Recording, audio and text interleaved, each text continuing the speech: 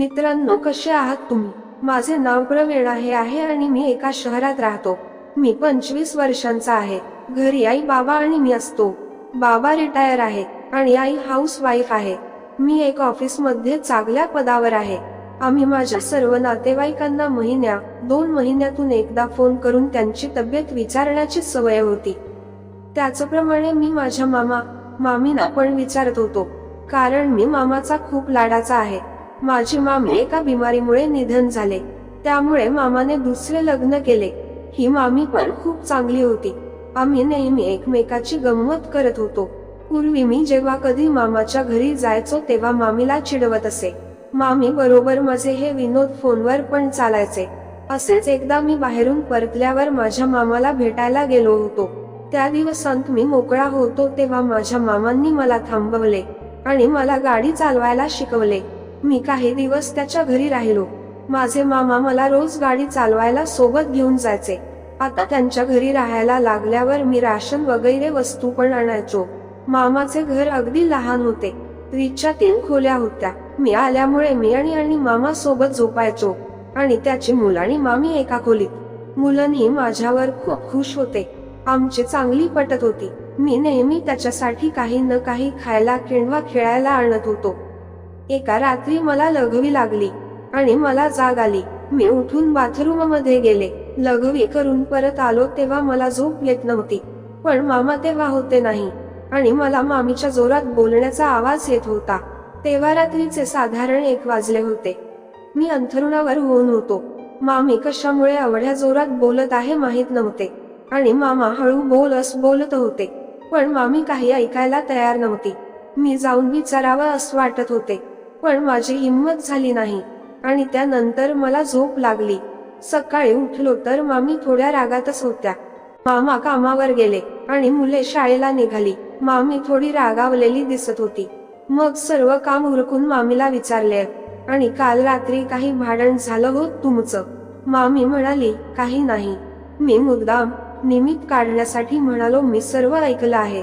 मी रात्री बाथरूम साठी उठलो होतो तर तुमचा आवाज येत होता आणि नंतर मी ऐकलं आहे.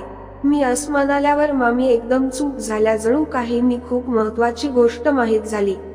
आता त्याचा चेहरा वेगळा झाला होता आणि मामी म्हणाल्या, पुन्हा अशी चूक करू नकोस, नाहीतर काहीतरी वेगळं होईल. असं म्हणत मामी निघून गेल्या.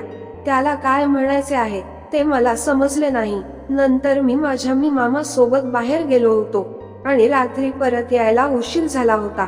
मामा अजून बाहेरच होते आणि मी घरी आलो होतो. रात्रीचे 10 वाजले होते आणि रात्रीचे जेवण करून मुले झोपली होती.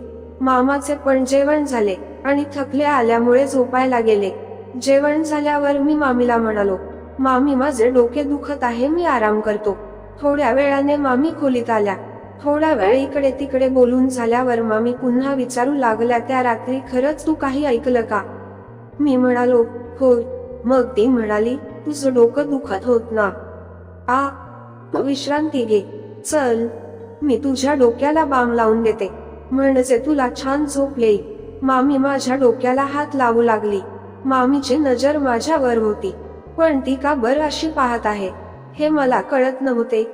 पण मी एका विचित्र परिस्थितीत अडकलो होतो, कारण ती नजर वेगळीच होती.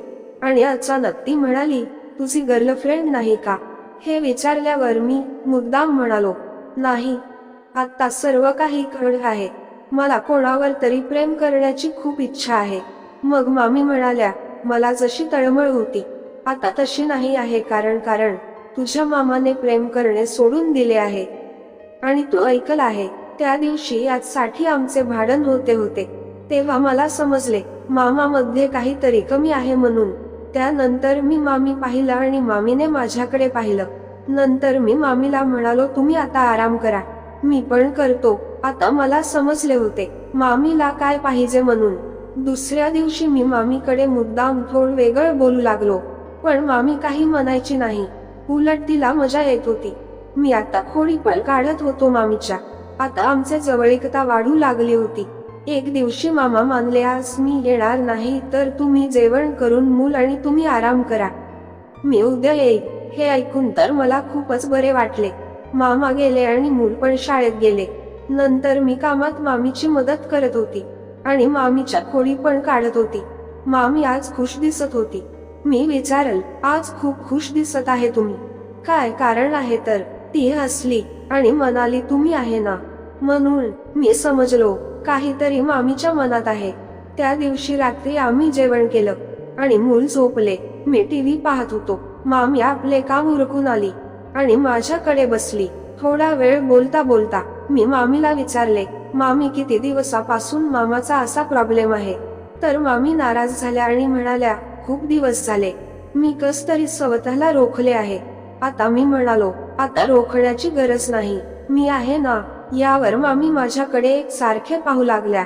आता मी समजलो होतो मामीला पण आवश्यकता आहे.